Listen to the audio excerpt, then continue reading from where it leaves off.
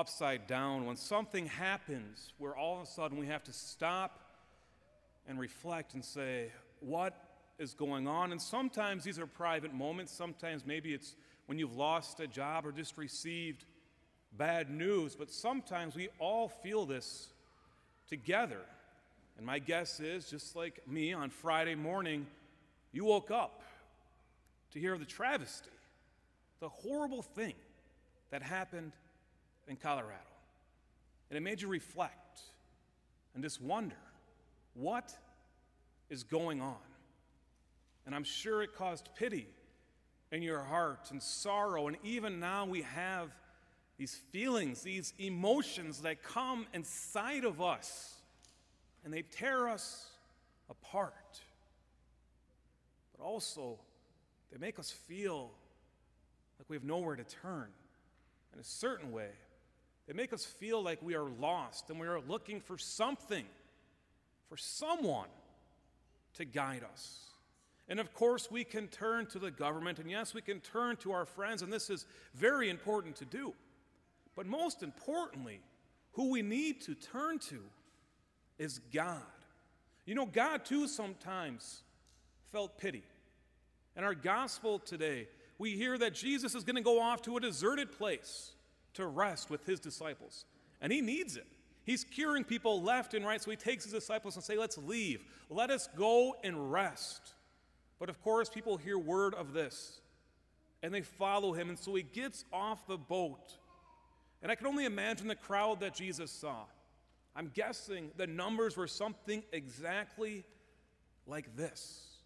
He gets off the crowd, and he sees people waiting for him. And does he turn around and go back on the boat and say, let's go to a different town? No, he gets off.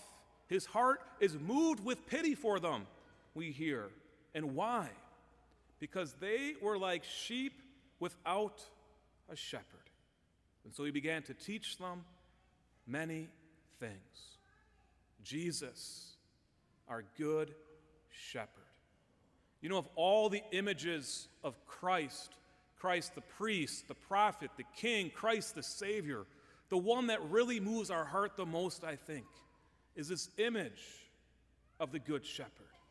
I hope you have that icon somewhere in the back of your mind, but we know, of course, that beautiful picture, that beautiful painting of Jesus standing there holding that sheep over his shoulder and guiding them.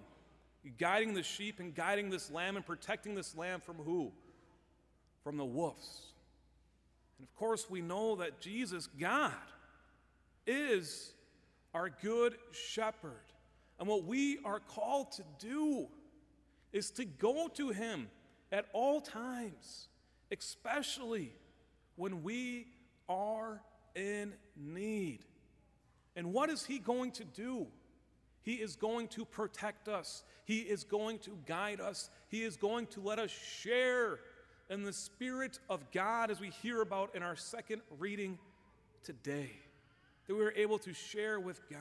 This is what Jesus did 2,000 years ago. He was such a good shepherd that he gave up his life for us.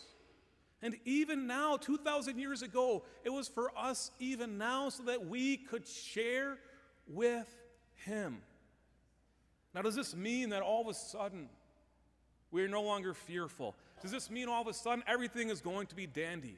No, of course not. We live in a world just like they lived in a world 2,000 years ago and 4,000 years ago. A world of war, a world of violence where evil exists. Yet we have to go out and search. And we have to go to Jesus and we have to go to God and say, be my shepherd. Be the thing. Be the one who guides me. Because in you, as we hear in the responsorial psalm today, in you I find my peace. You are my delight. You are my joy. You fulfill me. You guide me. I cannot help but think of that beautiful poem that sometimes gets used too often, but still it's a beautiful poem, of Footprints in the Sand. I'm sure most of you are aware of that poem, right? And that beautiful image once again, the sand, and there's two sets of footprints, but all of a sudden we look and there's only one set of footprints. And of course, the person turns to God and say, where were you in these times? Where were you when I lost my child? Where were you when this travesty struck in Colorado? Where were you at all of these times? And of course, we know the answer, right? I was the one carrying you. I was the one that guided you through this. Hopefully I gave you strength. And what we have to do is come before him every single day to go to the Good Shepherd and say, just like a sheep, I am lost and I need someone to protect me. From the prophet Jeremiah today, he's talking about how they are going to send out a good shepherd. And he says this good shepherd will what? He will lead them so they no longer need to fear and tremble. He will bring us peace.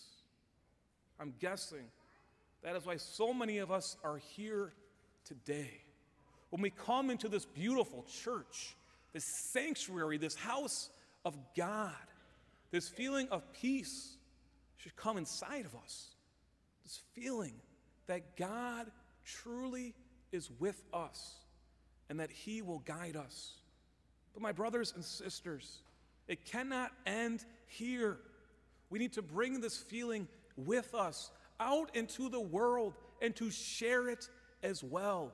We too are called to be shepherds. We too are called to help people experience the love that God has for them. But in order for this to happen, first and foremost, we must have a relationship with him. Once again, just because we have a relationship with God does not mean that evil will not come upon us. We know that every single person has free will. But when we have a relationship with God, hopefully in our free will, we will choose good instead of evil. We will be an instrument of God's peace, of God's mercy, and of his love. And when we do this, when we are one with God, then, and only then, will we have life